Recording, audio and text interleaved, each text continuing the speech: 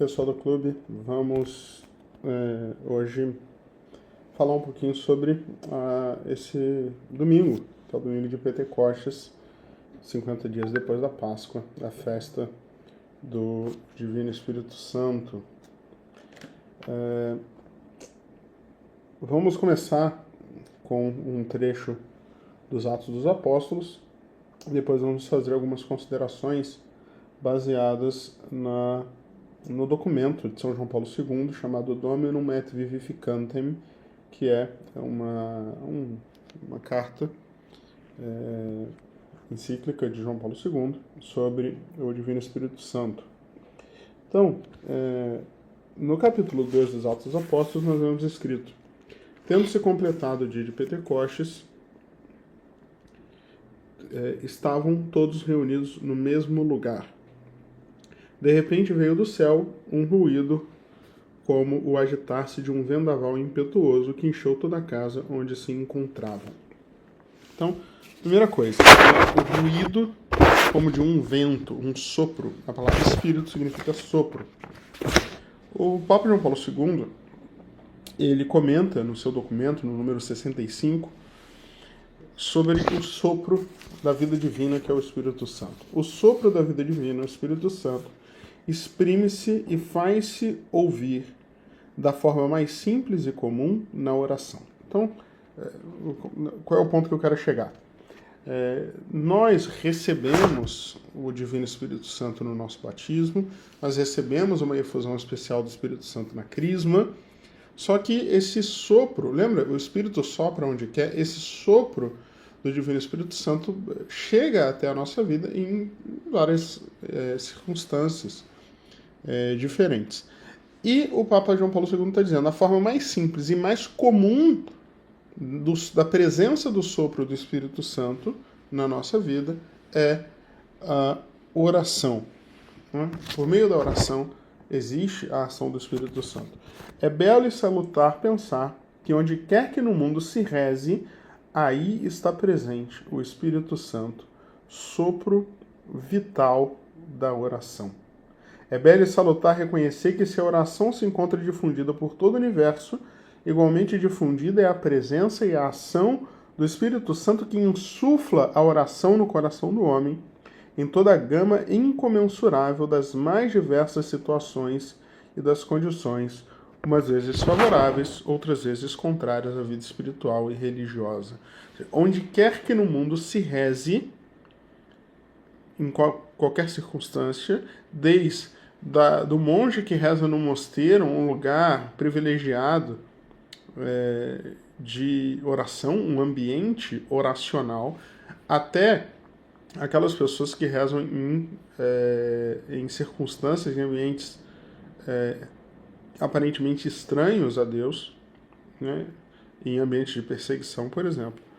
Todas essas orações são presença e ação do Divino Espírito Santo. O Espírito Santo é o dom que vem ao coração do homem, ao mesmo tempo que a oração. São Paulo, na carta aos Romanos, ele fala dessa ligação intrínseca entre oração e Espírito Santo quando ele diz: nós nem sequer sabemos o que devemos pedir como nos convém, mas o próprio Espírito Santo intercede por nós com gemidos inefáveis. Ou seja, o Espírito Santo não só ele nos conduz à oração, mas é ele que de dentro da oração nos guia, é ele que, digamos, está ali por dentro, no núcleo da nossa própria oração.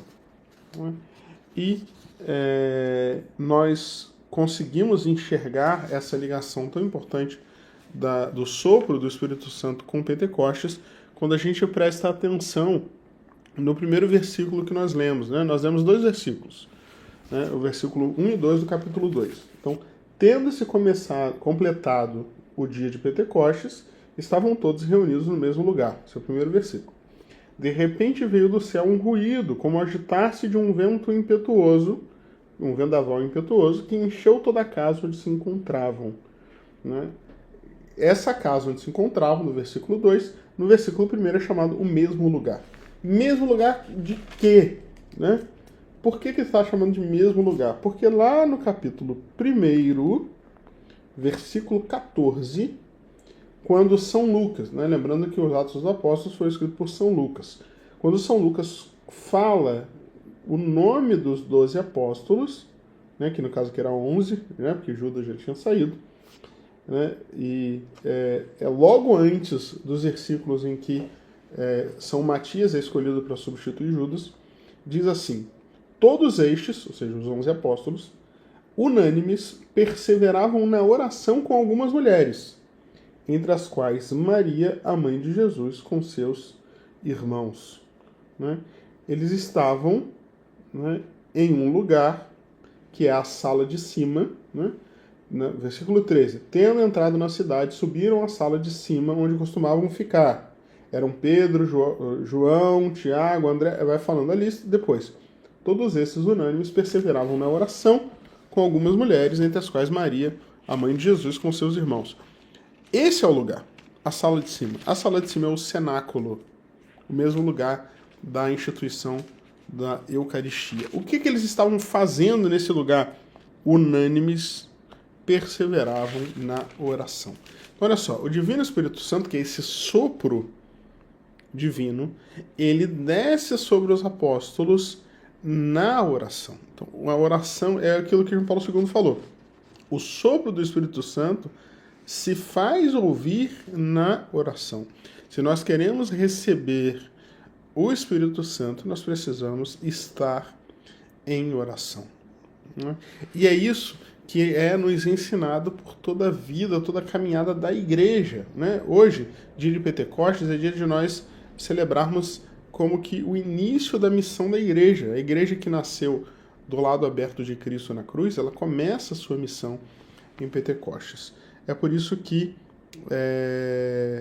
João Paulo II fala, no ponto 66, né, o seguinte: se é um fato histórico que a igreja saiu do cenáculo no dia de Pentecostes, também pode dizer-se que, em certo sentido, ela nunca o abandonou. Ou seja, nesse dia a igreja sai do cenáculo para pregar o evangelho ao mundo, mas ao mesmo tempo a igreja nunca saiu do cenáculo. Ela continua no cenáculo. Espiritualmente, o acontecimento do Pentecostes não pertence só ao passado. A igreja está sempre no cenáculo que traz no seu coração. A igreja persevera na oração como os apóstolos, juntamente com Maria, mãe de Cristo, e com aqueles que em Jerusalém constituíam o primeiro núcleo da comunidade cristã e aguardavam orando a vinda do Espírito Santo. A igreja, ela tem que ser sempre uma igreja do cenáculo, no cenáculo. E nós, como membros da igreja, temos que ter uma vida no cenáculo, né? Ou seja, uma vida sempre unidos a Maria e aos apóstolos, ou seja, unidos aos nossos irmãos, unidos à tradição da igreja, sempre na expectativa da vinda do Espírito Santo. Porque o Espírito Santo, ele vem sobre nós, ele já veio sobre nós pelos sacramentos do batismo e da crisma, mas ele vem sobre nós na oração, ele vem sobre nós quando a gente comunga bem. Ou seja, o Divino Espírito Santo, ele vai como que renovando e fazendo novas efusões na nossa vida, preenchendo o nosso coração, santificando as nossas almas. Né? É por isso que a igreja, ela não cansa de repetir, né? Vinde Espírito Santo, vinde Espírito Santo.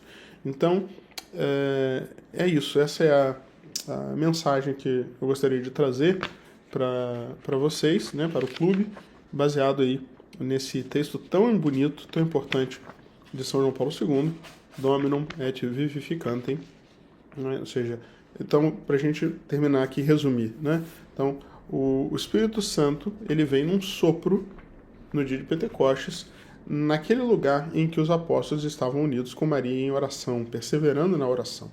E assim, o Espírito Santo vem também sobre nós na nossa oração, né? No lugar em que nós estamos em oração, para que nós sejamos membros de uma igreja que reza, uma igreja que nunca saiu do cenáculo, né? Para que nós sejamos sempre membros orantes, com o coração aberto ao Divino Espírito Santo, unidos, claro, né, a Maria.